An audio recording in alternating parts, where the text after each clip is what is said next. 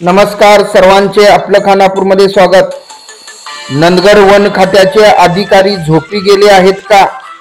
खैरवाड येथील शेतकऱ्याच्या ऊस पिकाचे रानडुकराकडून नुकसान।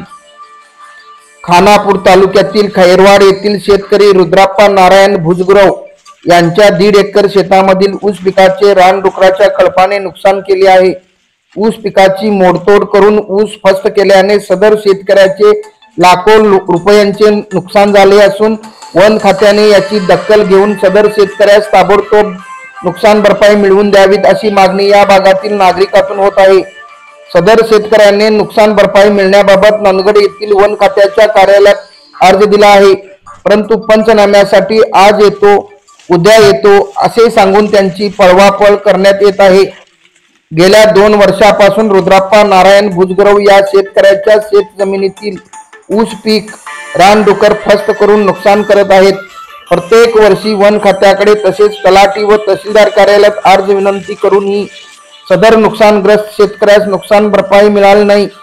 वन खात्याने सदर रानटी डुकरांचा ताबडतोब बंदोबस्त करून 1.5 एकर जमिनीमधील झालेल्या ऊस पीक नुकसानीची पाहणी करून नुकसान भरपाई देण्यात यावी अशी मागणी या भागातील नागरिकांतून होत आहे।